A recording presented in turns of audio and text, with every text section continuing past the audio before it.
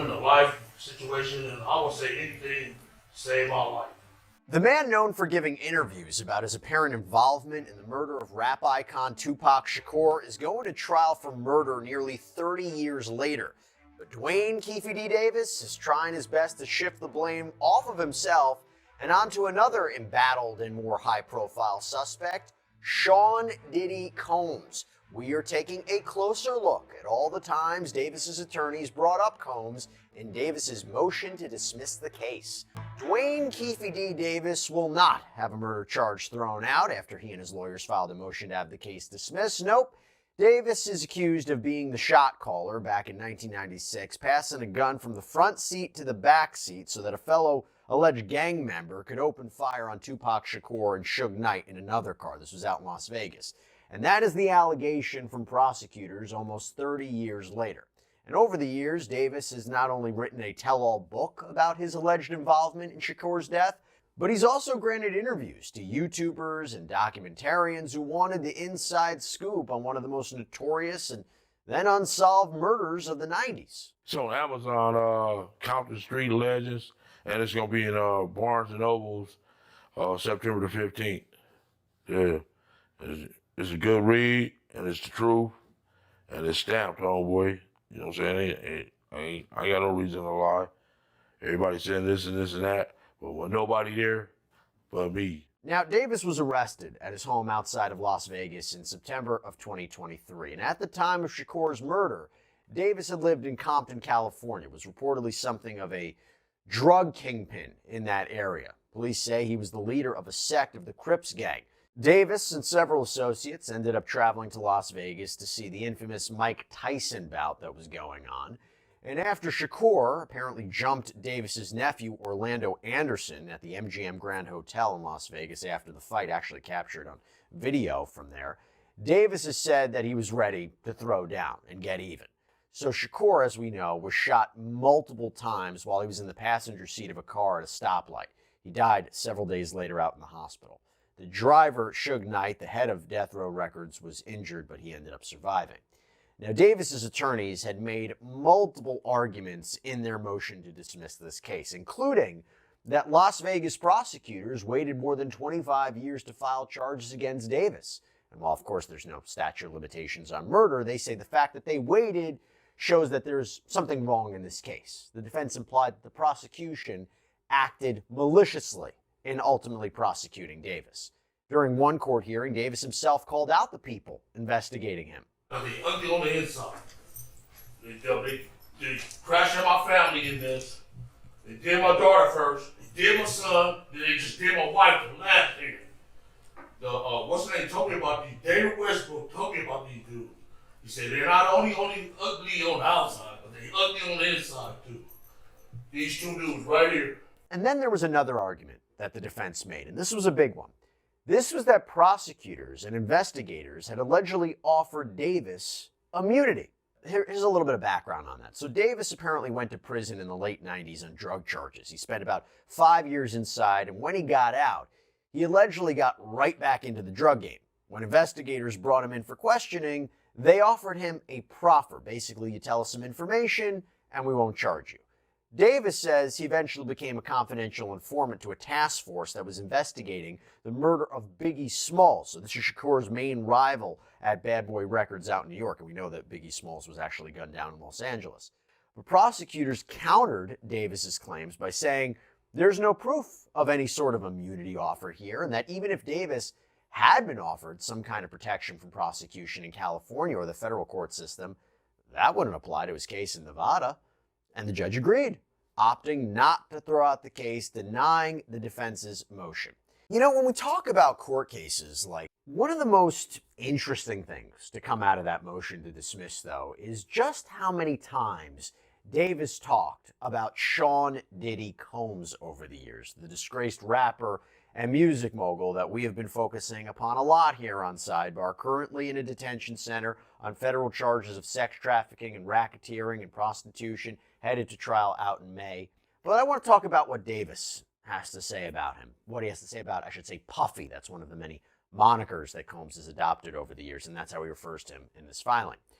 So Combs started his meteoric rise to stardom in the early 90s as well. Started Bad Boy Records, now Bad Boy Entertainment out in New York. There was the big East Coast, West Coast beef, Death Row versus Bad Boy. And Davis says that Combs used that as an excuse to put out a hit, an assassination order, on Tupac Shakur and Suge Knight. So let's take a look at what Davis had to say about Combs. And a little bit of note about this. So Davis has told many versions of his story to police over the years, changing some details, leaving other details out. Got to take that with a grain of salt about his credibility. Sometimes he would admit to things, sometimes denying them. Again, just take that for what it is. In fact, I will also tell you, the state talks about that in their opposition to the motion to dismiss, which says on December 18, 2008, defendant was interviewed by task force officers at his lawyer's office. This interview was surreptitiously recorded by LAPD Detective William Holcomb.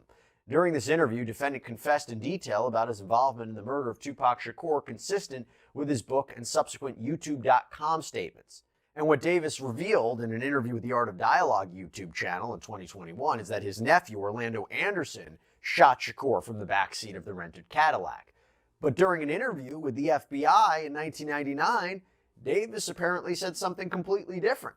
According to the FBI report, which was included in the motion to dismiss, Anderson was not involved in the shooting death of Tupac Shakur, and neither Davis nor his group killed Shakur or Christopher Wallace, aka Notorious B.I.G. Davis does not know who killed the two rap stars. He believes that either individuals from New York associated with Puffy Combs or individuals associated with Death Row Records could have killed Shakur, and that individuals associated with Death Row Records killed Wallace. Okay, so again, changing stories. And by the way, Davis goes on to say that he was introduced to Combs in the early 90s by a man named Eric Zip Martin. This is another alleged drug dealer. And this is where we get into it. So the report reads, in or around 1992, Martin introduced Davis to Sean Puffy Combs. Davis recalls the introduction occurring at the Paradise nightclub on Santa Monica Boulevard. After speaking with Combs, Davis agreed to allow Combs to use his 1964 Chevy in a music video. The video featured the artist Usher. After the vehicle was damaged in the production of the video, Combs paid $2,500 to have it repaired. And by the way, according to Davis, Combs was scared of Suge Knight. And this was a man who had a reputation for being, sometimes violent and extreme. And that moves us now to this DEA report. So there was a DEA report from a 2008 task force meeting with Davis that was also included as an exhibit in the motion. And in it, Davis talks about the murder of a man named Jai Robles. This is Knight's bodyguard. He was killed in Atlanta in 1995. And according to Davis, he'd heard a rumor that an associate of Combs had killed Robles. The report says Combs requested to speak to Davis and asked Davis if he thought it was safe for Combs to come to Los Angeles for a concert. Combs expressed his concerns about Knight and possible retaliation related to the Robles murder. Davis advised Combs that he would provide 40 or 50 tickets to the concert. Davis could provide an entourage. Combs agreed, and Davis and his crew, in fact, attended the concert in support of Combs. Davis recalls the concert taking place in Anaheim, California. It was at this event that Combs began to solicit Davis to kill Knight and Shakur. Combs asserted something to the effect of, "I'll give anything for those dudes' heads." Quote, at a later date, Dwayne Davis, Eric Martin, Corey Edwards, Sean Combs, and others met at Greenblatt's restaurant in Hollywood. Well, at the restaurant, Combs summoned Davis into the downstairs area. Combs again told Davis that he needed to get rid of Knight and Shakur. Combs offered Davis $1 million to handle the problem. Davis remembers Combs being very afraid of Knight. So after the car that Knight and Shakur were in was hit by a hail of bullets back in 1996, Davis says that Combs wanted to know if that was the result of him allegedly putting out a hit on Shakur. The task force report states, well, at the restaurant, Martin told Davis that Combs had called Martin and asked, "Was that us?" Davis asked Martin when he would receive compensation for the shooting. Martin told Davis he would get the money when he returns to New York. Additionally, while at the restaurant, Combs called Martin again. Martin then handed the phone to Davis. Combs again inquired, "Was that us?" Davis recalled Combs sounding elated at the situation. Again, this is all allegations, but quite an allegation nonetheless. Now, Davis reportedly told the investigators that even though the job had been partially completed and Shakur was killed, he nor Anderson ever got paid. He later revealed that he believes Combs paid the go-between, again, Zip Martin, who allegedly kept it for himself. So we mentioned a moment ago that an LAPD officer had recorded statements that Davis made in 2008. The state included a transcript of that interview in its filing, and in the transcript, WH refers to Wayne Higgins. This is Davis's lawyer during the interview. Q refers to the questions, and the A's are Davis's answers. Okay, so it says, WH, okay, now go on and ask whatever you want. Q, Puffy Combs. A, yeah. Q, does he play a role in this thing? WH, answer the question directly. Tell him what you think. A, did he play a role in this? WH, don't hesitate, just tell him. Question, yes. Answer, yeah, I think he did. And later in the interview, Davis said, yeah, I feel, I wish it would never ever, I wish I never met Puff Daddy, period, I swear to God. Question, yeah? Answer, he messed up my life, man. I was rich up and under the radar, all that, man. Question, that's all gone? Answer, it's all gone. Now, what about Combs' alleged involvement in the death of Biggie Smalls, legal name Christopher Wallace, okay? This was a big one. Smalls was gunned down in a drive-by shooting out in Los Angeles in March of 1997. You might be saying, I thought they were friends, right? Anybody who followed this. We did a whole sidebar on this, but Gene Deal, a former bodyguard for Combs, who has recently started doing interviews and offering theories on Combs' alleged bad behavior, now says the rapper could have been involved in killing Biggie. So Deal, who was reportedly Combs' bodyguard from 1991 to 2005, sat down for the documentary Diddy, The Making of a Bad Boy, that aired on Peacock. And according to him, Combs was acting weird in the lead up to Biggie's murder. He says in the documentary, the week in which Biggie was murdered, he was just acting real anxious and trying to get Big at this party. And what was crazy was Big was telling people he had to be in London, but Puff was telling people he ain't going to London that whole week. You fast forward to the day of the party, and Deal says, I'm sitting up at the Beverly Hills Hotel, and I get a phone call. It's about 9 o'clock, and they say, Gene, get ready, we going to the Vibe party. I was like, we going to the party? We don't have no security. But according to Deal, tried to warn Combs this probably wasn't a good idea. I said, yo, Puff, I got some intel, bruh. He said, what? I said, yo, man, if we go to this party tonight, one of us is going to get killed. Somebody going to die, because now we got East Coast, West Coast beef. He said, yo, Gene, I don't want to hear that S, so we all jump in the car. I was in a car with Puff. Big was in his own car. And the next thing you know, you hear pow, pow, pow, pow. Biggie was shot 4 times, died right after arriving at the hospital. And according to Deal, Combs showed up at the hospital, seemed shocked that Biggie was dead. And we asked celebrity criminal defense attorney Brian McMonagle about this latest accusation against Combs, who's already facing these 3 federal charges related to the so-called freak-off activity. And again, he's facing dozens of civil lawsuits. But here's what Brian had to say. I don't see this.